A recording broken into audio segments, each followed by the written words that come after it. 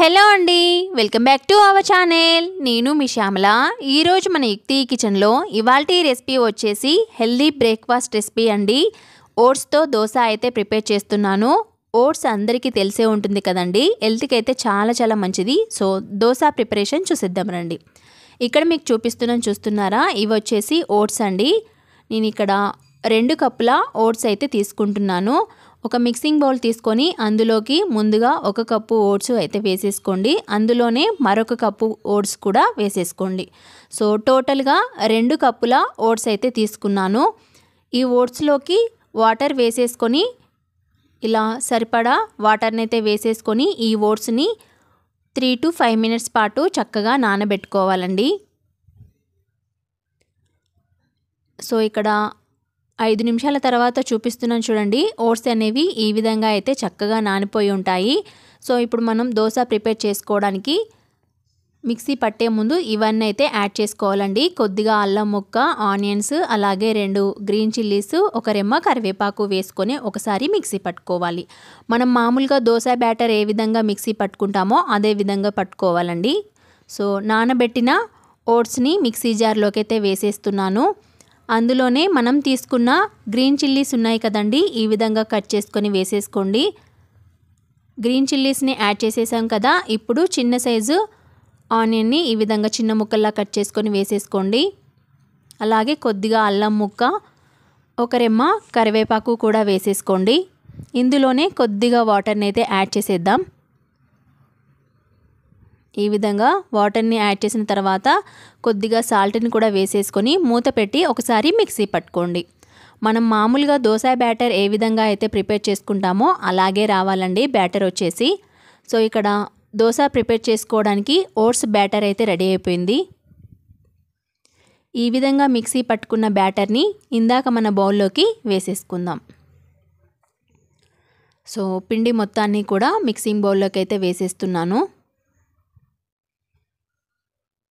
So చక్కగా మనం దోశలు ప్రిపేర్ చేసుకోవడానికి బ్యాటర్ అయితే రెడీ అయిపోయింది. కొద్దిగా వాటర్ని యాడ్ చేసి కలిపిన తర్వాత చూపిస్తున్నాను చూడండి. పిండి కన్సిస్టెన్సీ అనేది ఈ విధంగా ఉంటే సరిపోతుంది. ఇప్పుడు దీన్ని పక్కన పెట్టేసుకుందాం. మీకు ఇక్కడ మరొకసారి చూపిస్తున్నాను చూడండి. దోశలు వేసుకోవడానికి పిండి ఈ విధంగా అయితే ఉండాలి. సో ఇప్పుడు మనం స్టవ్ ఆన్ చేసుకొని స్టవ్ మీద ప్యాన్ పెట్టేసుకోండి. దోశ పెనం పెట్టుకొని ఈ విధంగా చక్కగా హీట్ అయిన తర్వాత ఒక గరిటెడు పిండిని తీసేసుకొని దోశలాగా వేసేసుకోండి.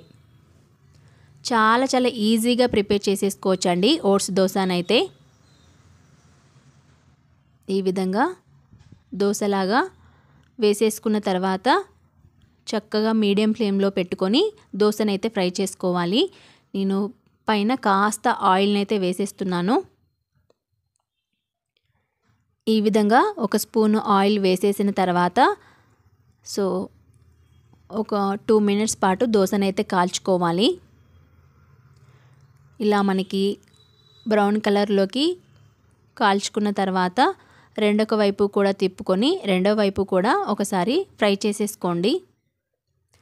ఇలా 2 వైపులా ఫ్రై చేసుకున్న తర్వాత మన ఓట్స్ దోశ అయితే రెడీ అయిపోయింది. సో సర్వింగ్ ప్లేట్లోకి తీసుకొని వేసేసుకోండి. నేను ఇక్కడ మరొక దోశ వేసి చూపిస్తున్నానండి. ముందుగానే పెనంకి కొద్దిగా ఆయిల్ని అయితే అప్లై చేసేసాను. ఆయిల్ వేస్తే చక్కగా వస్తున్నాయి. సో ఈ విధంగా ఆయిల్ వేసి కూడా చూపిస్తున్నాను. పెనంకే ఆయిల్ అయితే వేసేసాను. సో దోశ వేసేసుకొని చక్కగా కాల్చుకోండి. 2 మినిట్స్ పాటు కలర్ వచ్చేంత వరకు ఫ్రై చేసుకున్న తర్వాత ఇలా దోశని తీసేసుకొని మరొక వైపు కూడా టర్న్ చేసేసుకొని 2 వైపులా కూడా కలర్ వచ్చేంత వరకు కాల్చుకోవాలి. చూస్తున్నారు కదా, చాలా చాలా ఈజీగా ప్రిపేర్ చేసేసుకోవచ్చు ఓట్స్ దోశ అయితే. టేస్ట్ కూడా చాలా చాలా బాగుంటుంది. పిల్లలు డైరెక్ట్గా తినేయచ్చు, చట్నీ లేకున్నా కూడా తినేస్తారు. వాళ్ళకైతే చాలా చాలా నచ్చుతుందండి. సో చూసారు కదండి, హెల్దీ బ్రేక్ఫాస్ట్ ఓట్స్తో దోశ అయితే రెడీ అయిపోయింది. నేను ఇక్కడ కాంబినేషన్లో చట్నీ వచ్చేసి క్యాబేజ్ చట్నీ అయితే ప్రిపేర్ చేశానండి. చాలా చాలా టేస్టీగా ఉంది. ఓట్స్ దోశ చూసారు కదా, వెయిట్ లాస్ రెసిపీ అండి, అలాగే హెల్దీ బ్రేక్ఫాస్ట్ రెసిపీ అండి. ఓట్స్ దోశ తయారీ విధానం మీకు కనుక నచ్చినట్లయితే ఈ వీడియోని లైక్ చేసి షేర్ చేయడం అస్సలు మర్చిపోవద్దు. మరిన్ని వీడియోల కోసం మన ఛానల్ని సబ్స్క్రైబ్ చేసేసుకోండి. Thank you for watching.